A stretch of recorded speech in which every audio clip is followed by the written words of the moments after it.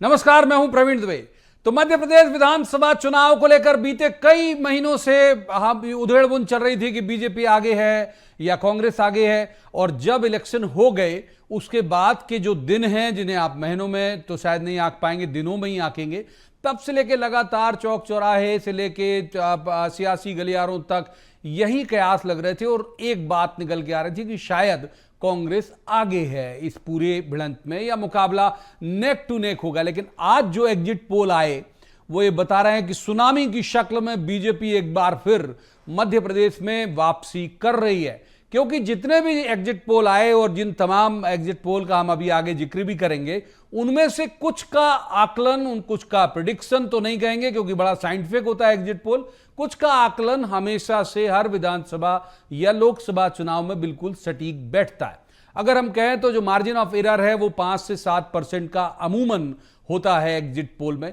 तो ये बिल्कुल साफ झलकाते हैं कि मध्य प्रदेश में बीजेपी, कुछ ने तो कहा कि 160 भी पार कर सकती है, कुछ 150 पार करा रहे हैं, कुछ 130 पार करा रहे हैं, लेकिन जो न्यूनतम फिगर है वो है 120। यानी ये तो तय कर रहे हैं एग्जिट पोल कि मध्य प्रदेश में आप फिर से बीजेपी की सरकार देखेंगे। बहुत सारे मसले हैं। प्रधानमंत्री नरेंद्र मोदी सबसे बड़ा फैक्टर, जिन्होंने कहा कि एमपी के मन में मोदी, मोदी के मन में एमपी। क्या ये काम कर गया?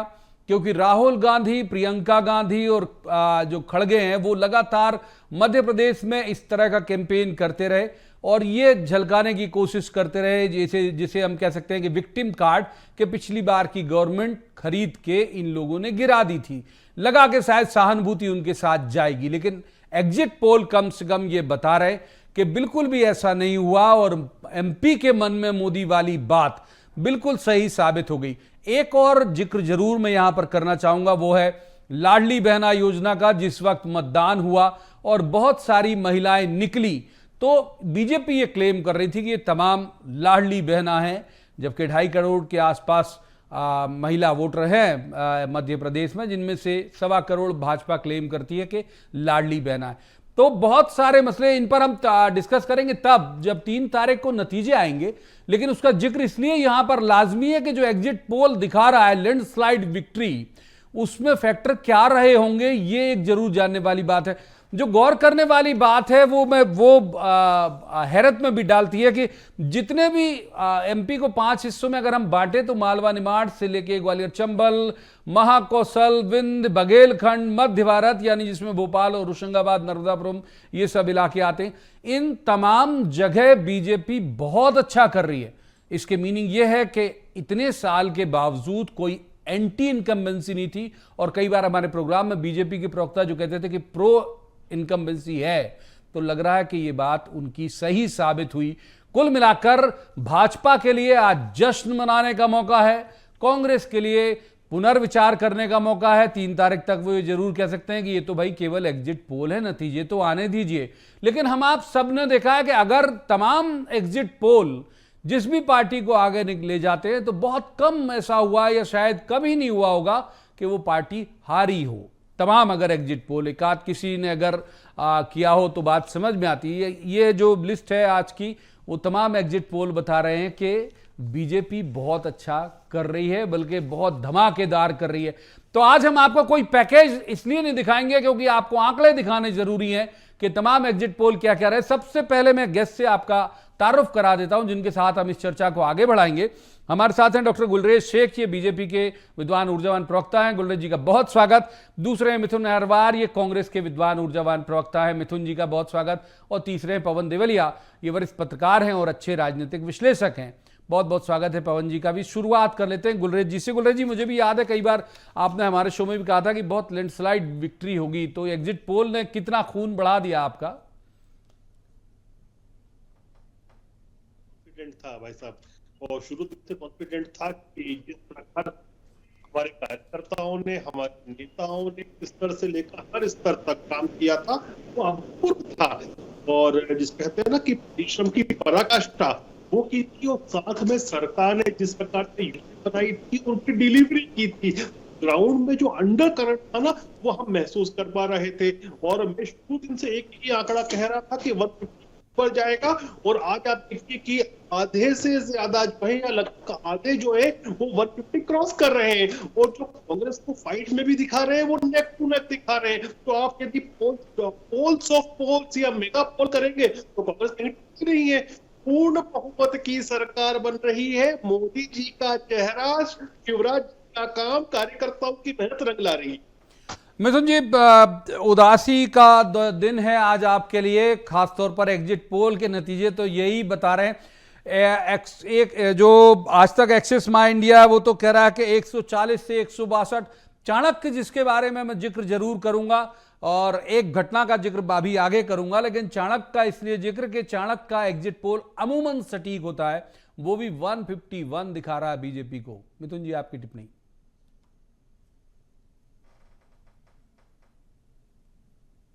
सुन पा रहे हैं मिथुन जी आप मुझे? संभवतः कोई तकनीकी दिक्कत मिथुन जी के साथ सुन पा रहे हैं क्या मिथुन जी मुझे आप? पवन जी को इन कर लेते हैं तब तक। मैं अपने साथियों से कहूंगा कि देखें क्या दिक्कत है। पवन जी, आपकी टिप्पणी एग्जिट पोल पर। प्रवीण जी, निश्चित रूप से बहुत चौंका देने वाले एग्जिट पोल के जो फिगर आए हैं, और जो ज़मीनी हकीकत है या जो कहना चाहिए ज़मीन पे वातावरण मध्य प्रदेश में दिख रहा था, और अब जो फिगर जो बताए जा रहे हैं बड़े चौंका देने वाले हैं। मतलब ये तो अभी आज तो कहना चाहिए कि भाजपा के लिए ये दिवाली है और कांग्रेस के लिए ज़रूर सोचने का विषय है। अगर ये अपन जैसा कि आपने कहा कि जो एजेंसियां हैं ये जो एग्जैक्ट फिगर अपने जो दिखाती हैं और उसी के अनुरूप परिणाम आते हैं विधानसभा चुनाव के, तब तो बहुत कांग्रेस के लिए। चलिए, तो जिस घटना का मैं जिक्र करना चाह रहा था आपसे कर दे रहा हूं। मैं जब एक बार एक दूसरे चैनल में था, न्यूज 24 में, तब मुझे कहा गया 165, पचौरी जी उस समय प्रदेश कांग्रेस अध्यक्ष थे, 165 चाणक्य ने एग्जिट पोल प्रिडिक्ट किए थे कि 165 बीजेपी, और हमें भी लग रहा था कि इतनी तो नहीं आ सकती, गवर्नमेंट बना लेगी। मैं वो नहीं कर रहा था उस फिगर को, लेकिन जब नतीजे आए तो बीजेपी 165 पहुंची। चाणक्य अमूमन बहुत सटीक करता है। कहां चूक रह गई पवन जी, आपको लगता है कि अगर मान लीजिए यही नतीजों की शक्ल में आया तो कांग्रेस से कहां चूक रह गई?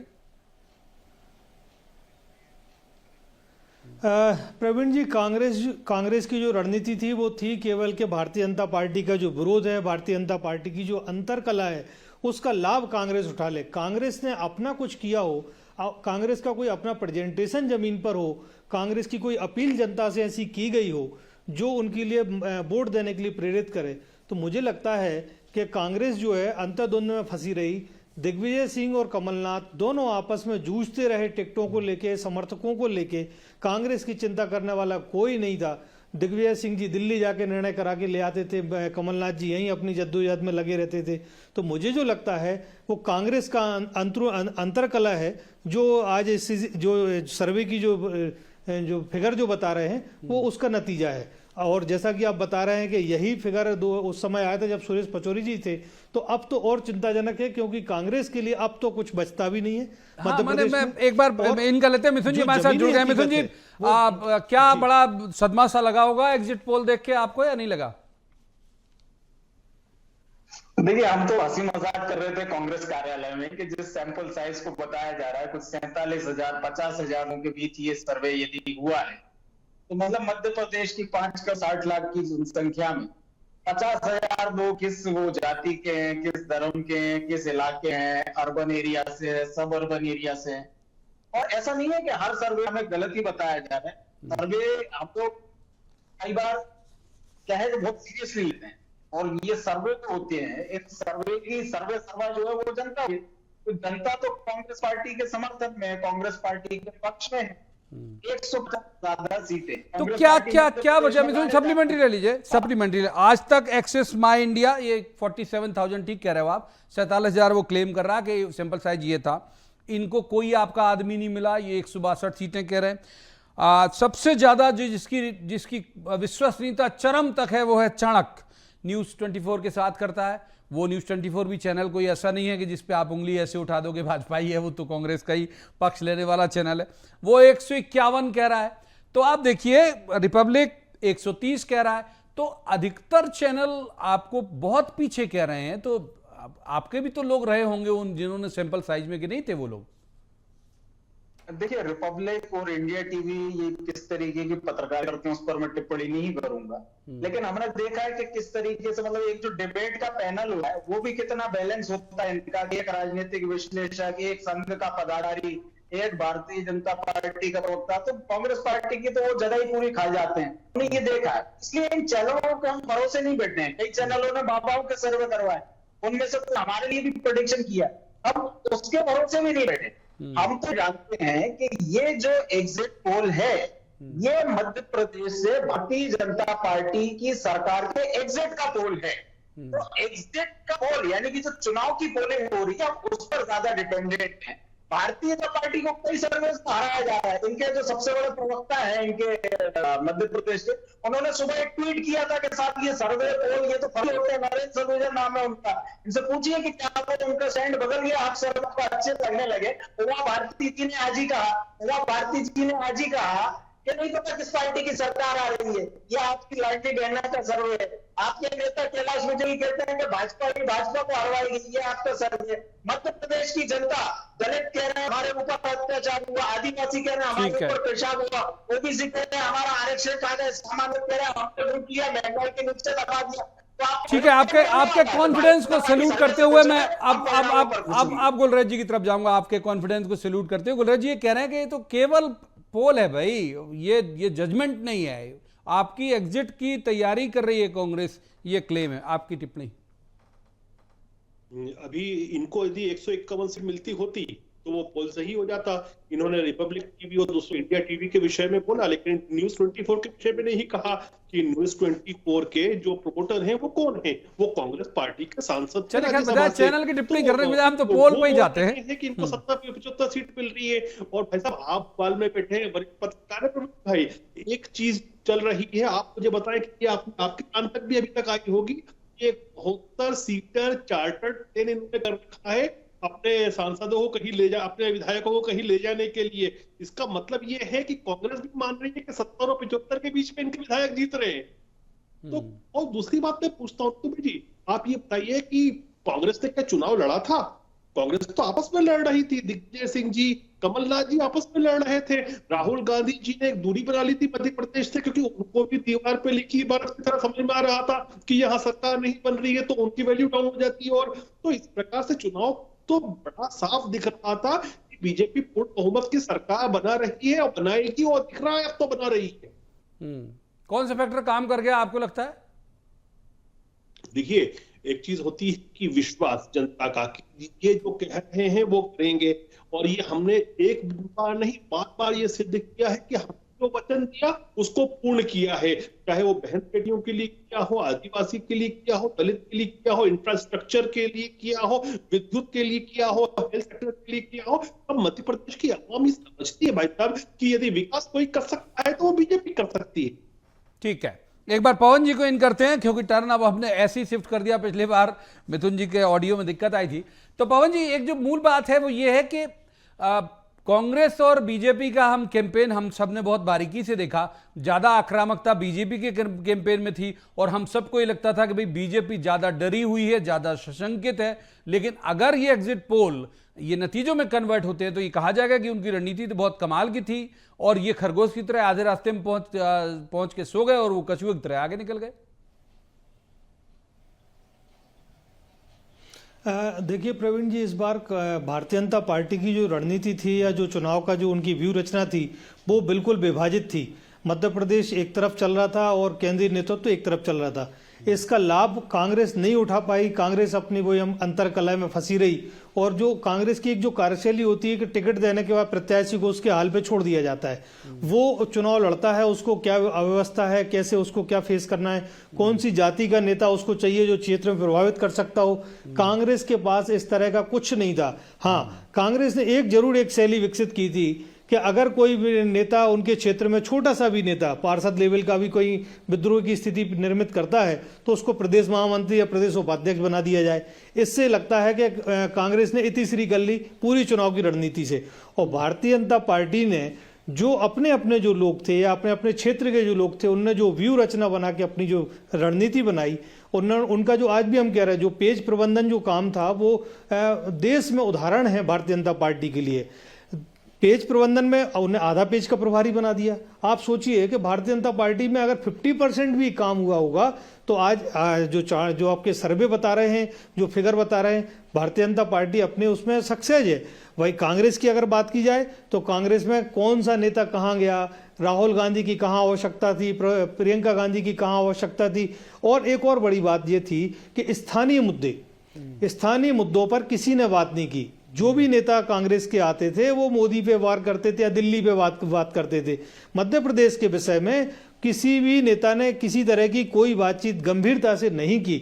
और मुझे लगता है कि जो मतदाता का माइंड सेटअप था वो आज जो सर्वे जो बता रहे हैं, आपके जो चाणक्य या दूसरे जो फिगर बता रहे हैं, उसमें उनने सक्सेस जैसा दिख रहा है। दूसरा एक और पक्ष जो है, शिवराज सिंह ने हमेशा हर चुनाव में कोई एक अपना कहते हैं गुगली फेंकते हैं। उन्होंने जो लाडली बहना जो लेके आए, लाडली बहना से जो लाभ नहीं हुआ है ये तो दिख रहा है, लेकिन लाडली बहना ने एंटी इनकम्बेंसी को कितना रोका है, ये बात सही है, महत्वपूर्ण। आऊंगा मैं अगले सवाल में इसी पर बात करेंगे, इसी योजना पर बात करेंगे अगले सवाल में। एक बार मिथुन जी को इन कर लेते हैं। मिथुन जी, अभी से पहले वाले सवाल में आपने कहा था कि सिंपल साइज कितना छोटा, लेकिन आप देखिए साइंटिफिक तरीके से वो पूरे 5 करोड़ टाइप के जितने वोटर हैं उन तक तो जाया नहीं जाता। पिछले बार का मैं जिक्र कर दे रहा हूं कि भाई एक्सिस माई इंडिया ने बीजेपी को दिए 111, आपको दिए 113। नतीजा क्या हुआ? 109 बीजेपी और 114 आप। यानी मैं जो कह रहा हूं कि 5 to 10% मार्जिन ऑफ एरर था, वो सही साबित हुआ। चाणक्य ने जो दिया आपको पिछली बार 103 दिए उसने बीजेपी को, 125 आपको जो मिले वो भी उतनी ही मार्जिन के आसपास थे। तो अमूमन जो एग्जिट पोल है वो इसी तरह से होते हैं और सच साबित होते हैं। आप कहेंगे तो मैं 2013 का भी गिना दूंगा। तो फिर इस बार क्यों लग रहा कि अविश्वसनीय है ये जो एग्जिट पोल है? देखिए क्या है, कुछ एक्सेप्शनल सर्कमस्टेंसेस होते हैं। यदि इन दो संस्थाओं को हटा दिया जाए तो सारी संस्थाएं टक्कर बता रही हैं। कई ने तो कांग्रेस की सरकार भी बनवा दी। तो क्रेडिबल तो यही दोनों है ज्यादा। देखिए ऐसा नहीं है कि क्रेडिबल है, ये भी सर्वे इनके फेल हुए। बिहार के मामले में फेल हो गया था इनका, कर्नाटक में भी कोई वैसे की वैसे सीटें नहीं है। तो सर्वे अगर कोई किसी एक संस्था का सच होता है तो इसका मतलब ये नहीं कि उसका ही सर्च होता रहेगा। अगर ऐसा है तो भारतीय जनता पार्टी कल जाकर के राज्यपाल जी के पास सरकार बनाने का दावा कर ले, लेकिन ऐसा होता नहीं है। लोकतंत्र में अपनी जिम्मेदारियां होती है और कांग्रेस पार्टी की अगर जनता चीख चीख करके कह रही है कि कांग्रेस पार्टी की सरकार बन रही है तो किसी सर्वे पर खुश होने का मौका भारतीय जनता पार्टी के साथियों को दे दिया जाना चाहिए। 2 दिन सर्वे के हैं और तीसरा दिन सर्वे का है। 2 दिन की सरकार भारतीय जनता पार्टी जिस तरीके से चला ले, 3 तारीख से कमलनाथ जी आकर के सरकार चलाएंगे और फिर ये जो सर्वे की त्रुटियां अपने आप ठीक हो जाएंगी। लोकसभा चुनाव के लिए भी ठीक हो जाएंगी और अगले जो पोलिंग होनी है उसके लिए भी ठीक हो जाएंगी। जिस तरीके की लाडली बहना योजना इन्होंने चलाई है, शायद किसी एक सर्वे की संस्था के लिए भी ऐसी कोई योजना चलाई हो, मैं नहीं कह सकता इस बारे में। लेकिन हाँ, मध्य प्रदेश की जनता का मत स्पष्ट है, साफ है। भारतीय जनता पार्टी बुरी तरह हारने जा रही है, कांग्रेस पार्टी की सरकार बन रही है और एक बड़ी मेजॉरिटी से एक डिसाइसिव मेजॉरिटी आएगी।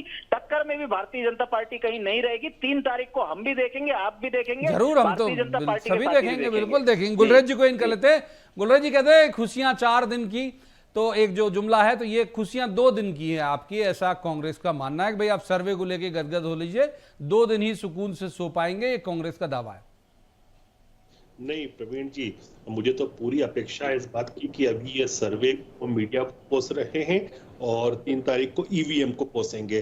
तो ये तो कांग्रेस की आदत है किसी न किसी के सिर पर ठिकरा फोड़ना। लेकिन मैं कांग्रेस से बड़ा स्पष्टता पूछना चाहता हूं, आपके कार्यकर्ताओं ने इतनी 24/7 मेहनत क्यों नहीं की भाई साहब, जितना हमारे कार्यकर्ताओं ने की थी? आपके इतने नेता मध्य प्रदेश में क्यों नहीं लगे थे जितने हमारे नेता लगे थे? आपका जो मंडल और बूथ के स्तर के कार्यकर्ता होता है वो सोया हुआ क्यों था? आपकी टेबलें खाली क्यों पड़ी थी? तो चुनाव आप नहीं लड़े हैं और उसका ठिकरा आप यदि मीडिया पर फोड़ते हैं या ईवीएम पे फोड़ते हैं तो ये गलती आपकी है। लेकिन हाँ, इनको सोच लेने दीजिए। मैं तो कहता हूं कि 2 दिन की खुशी या 2 दिन की तमन्ना इनकी और हो जाने दीजिए। अब स्थिति इनके लिए वापस 2003 वाली खड़ी हो गई है कि 2003 के बाद फिर इनको 15-20 साल मेहनत करना पड़ेगी कि कुछ हो सके इनका। पवन जी, बहुत सारे लोगों का ये अनुमान था कि बहुत नेक टू नेक फाइट है और कांग्रेस अपर हैंड है अभी तक, मतलब आज से लेके शाम 5 बजे तक कि कांग्रेस अपर हैंड है। और इसी तरह से लग रहा था कि भाई ये जो प्लान बी बीजेपी बना रही है, प्लान बी ये हो रहा है, वो हो रहा है। ये तो बिल्कुल ही एक अलग तरह का जो एग्जिट पोल है वो आया, जिसे लैंडस्लाइड शब्द मैंने शुरू में इस्तेमाल किया था। क्या लगता है आपको, कौन सा कारगर हो गया एजेंडा बीजेपी का एमपी के मन में मोदी वाला, लाडली बहना योजना वाला, या फिर ये जो बड़े नेताओं को मैदान में उतारने वाला? पवन जी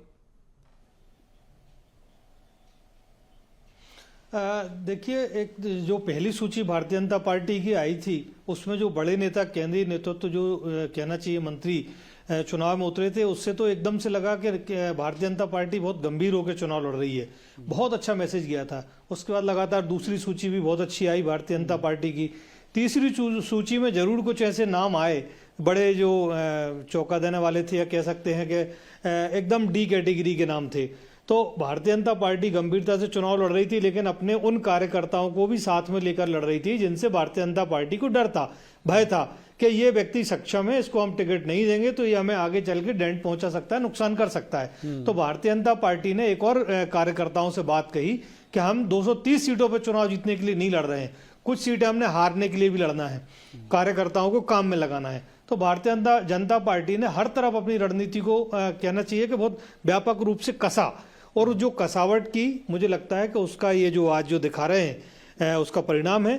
और दूसरा, जहाँ तक एकदम चौंका देने वाली बात करें तो नेट टू नेट वाला, पिछली चर्चा में भी हमने आपसे कहा था कि भारतीय जनता पार्टी इतने कॉन्फिडेंस में है कि वो सरकार बना रही है, लेकिन जमीन पे हमें जो फिगर दिख रहा है वो 135-40 से कांग्रेस का दिख रहा है। लाडली बहना का असर ट्राइबल क्षेत्र में कहीं नहीं दिखा, और लाडली बहना का असर उन क्षेत्रों में भी नहीं दिखा जहां भारी भरकम बाहुबली मंत्री चुनाव लड़ रहे थे। वहां तो केवल सरकार के खिलाफ वोट गिरना था, लेकिन कहीं ना कहीं कांग्रेस के प्रति भी एक बहुत बड़ा सवाल था कि ये विपक्ष में रह के इनने अपनी क्या भूमिका जिम्मेदारी से निभाई। भारतीय जनता पार्टी के ऐसे कौन से महत्वपूर्ण बात मिथुन जी को इन करेंगे, ये महत्वपूर्ण बात है। चलिए मिथुन जी, आप इसे हाइपोथेटिकल मान लीजिए मेरे सवाल को, आप 3 को भी कर लेंगे अपन इस पे बात, यदि नतीजे वैसे आए तो। मैं केवल ये पूछना चाहता हूं कि यदि नतीजे ऐसे आए तो छेपक लगा के, तो आप ये सोचिए कि विपक्ष में रहने के बाद अगर हम और डाउन हो रहे हैं पिछली बार की तुलना में, बीजेपी जबरदस्त गेन कर रही है, तो ये पुनर्विचार नहीं करने लायक है कि भाई क्या है कि जनता अपोजिशन से नाराज हो रही है, अमूमन जनता गवर्नमेंट से नाराज होती है? मिथुन जी देखिए, भारतीय जनता पार्टी को स्वयं पर कितना कॉन्फिडेंस है, ये जो जिन सर्वे का आप जिक्र कर रहे हैं, ये जिन चैनलों पे दिखाया जा रहा है, भारतीय जनता पार्टी के केंद्रीय नेतृत्व ने उनका बहिष्कार कर दिया है। उन्होंने अपना कोई प्रवक्ता नहीं भेजा इन सर्वेस पर, तो मतलब उनका प्रतिनिधित्व नहीं है। शिवराज सिंह जी इतने कॉन्फिडेंट हैं कि वो स्वयं को फिनिक्स पक्षी बता रहे हैं, कह रहे हैं कि मैं जाऊंगा तो बहुत याद आऊंगा। तो भारतीय जनता पार्टी जिस तरीके के परिणाम सिलेक्टिव कुछ लोगों के आ गए उनको लेकर के खुश होती रहे, भारतीय जनता पार्टी के खिलाफ माहौल था, है, अगले 15 साल मध्य प्रदेश में रहेगा। कमलनाथ जी, ब्रांड कमलनाथ को जनता ने खुले दिल से स्वीकार किया है। कमलनाथ जी ने जनता के काम किए हैं और इसका प्रमाण ईवीएम में, मतपत्रों में मौजूद है। भारतीय जनता पार्टी 2 दिन की खुशी मना ले, तीसरे दिन की खुशी मध्य प्रदेश की जनता की होगी, क्योंकि मध्य प्रदेश की जनता को द्वारा दिया गया निर्णय किसी भी सर्वे पर पहले भी भारी पड़ा है, इस बार भी भारी पड़ेगा, आगे भी भारी पड़ेगा। मध्य प्रदेश की अच्छा, फिगर कुछ कोट कर दीजिए। अब तो फिगर कोट करने के लिए कोई बाध्यता भी नहीं है सर, कोई बाध्यता नहीं। हमारा जो स्टैंड है, अमित शाह जी भले ही 200 से 150 पे आ गए हो, 150 से भारतीय जनता पार्टी सरकार बनाने की बात कर रही हो, फिर हो सकता है 100 की बात करें 3 तारीख को, हम 150 प्लस जा रहे हैं और आएंगे 3 तारीख को 150 से ज्यादा। जरूर, अपन तो बैठेंगे, कोई दिक्कत ही नहीं। तो गुलरेज जी, ये जो 4, 5, 6 बड़ी कंपनी के जो सर्वे आप हाथ में लेके और आप अपनी जो मुस्कुराहट है उसके इंचेस बढ़ा रहे हो, तो वो कह रहे 3 तारीख को वो इंच सिकुड़ना शुरू हो जाएगी आपकी मुस्कुराहट। 150 प्लस कांग्रेस क्लेम कर रही है। ठीक है, दिल को समझाने के लिए गालिब ये ख्याल अच्छा है, तो मेरे भाई मिथुन अहिरवार जी ये ख्याल रख सकते हैं, लेकिन हम थोड़ा साइंटिफिक होके बात करें। बिल्कुल। और हम सब साइंटिफिक प्रवृत्ति के लोग हैं कि कोई भी सैंपल लिया जाता है उसका एक साइंटिफिक मेथोडोलॉजी होती है। तो 5 से 10% तक का आप मैक्सिमम 10% मान लो, इधर उधर हो सकता है, लेकिन जब इतनी सारी एजेंसियां, इसमें से एक खुद कांग्रेस के जो सांसद है, दूंगा इनके जवाब के बाद। भाई देखिए न्यूज 24 तो कांग्रेस के सांसद का चैनल है, वो भी ये दिखा रहे हैं क्योंकि उनको भी अपनी क्रेडिबिलिटी रखनी है चैनल की। ऐसा तो नहीं दिखा सकते कि मैं कांग्रेस का सांसद हूँ इसलिए कांग्रेस का चैनल चला रहा हूँ, ऐसा नहीं होता है। इसलिए हम जाते भी है न्यूज 24 पे, मैं भी जाता हूँ, अक्सर जाता हूँ, तो वो भी ये दिखा रहे हैं। इंडिया टुडे की बात करें तो इंडिया टुडे एक प्रतिष्ठित एक्सेस चलाता है, जो पोल होता है उनका। हाँ, हमने कुछ कोट किया ना मिथुन जी को कि पिछले बार इनका सही हुआ था, 13 में भी सही हुआ था। उससे क्या होना है? ठीक बात है। मिथुन जी कुछ बोलना चाह रहे, बोलिए। देखिए मेरा तो एक प्रश्न है, जिसको ये सर्वे को साइंटिफिक बता रहे हैं, आपके प्रवक्ता नरेंद्र सलूजा जी ने 11:15 बजे ट्वीट किया है साहब कि ये सर्वे फर्जी होते हैं, ये सब होते हैं, इसको लेकर के, तो इस पर भी थोड़ा सा ज्ञान का प्रकाश दे दें गुलरेज जी। देखिए नरेंद्र भाई ने किस बात पे कहा इस पे मैं नहीं कह सकता, लेकिन ये पार्टी का तो हमेशा यही स्टैंड रहा है कि साइंटिफिक तरीके से यदि कोई सर्वे होता है तो हम उससे सहमत हो या ना हो, ठीक है, हम उस पर प्रश्न। सर वक्त बहुत तेजी से फिसल गया। क्लोजिंग रिमार्क पवन जी से लूंगा। पवन जी, कुछ फेरबदल की संभावना आपको लगती है या फिर यही 5 to 10% जो क्लेम होता है हमेशा उतना ही एरर होगा? प्रवीण जी, मैं फिर भी कहूँगा कि नेट टू नेट है, और हमें लगता है कि बीच में फिर जो 2018 की स्थिति थी वैसी कुछ स्थिति बनेगी। और अगर कुछ ज़्यादा ही हुआ, जो जैसे सर्वे के जो एग्जिट पोल बता रहे हैं, तो निश्चित रूप से भारतीय जनता पार्टी की सरकार फिर बन रही है मध्य प्रदेश में। ठीक है सर, माफ कीजिए, वक्त इतनी चर्चा की इजाजत देता है। बहुत बहुत शुक्रिया तीनों मेहमानों का इस चर्चा में शामिल होने के लिए। लेकिन एक बात तो तय है कि आज के इस एग्जिट पोल के बाद बीजेपी के नेता बहुत सुकून से सोएंगे, और संभव है कि कांग्रेस के कुछ नेताओं कैमरे के सामने भले ही नहीं कबूल है लेकिन नींदें उड़ जाएंगी। अब सबको इंतजार होगा 3 तारीख का, जब नतीजे आ रहे होंगे और वही बताएंगे कि इस मध्य प्रदेश का जो ताज है वो किसके माथे पर सजेगा। आज की चर्चा में इतना ही। कल किसी खास मसले पर खास पैनल के साथ बैठकर कहेंगे जवाब तो देना होगा। आप देखते रहिए BSTV।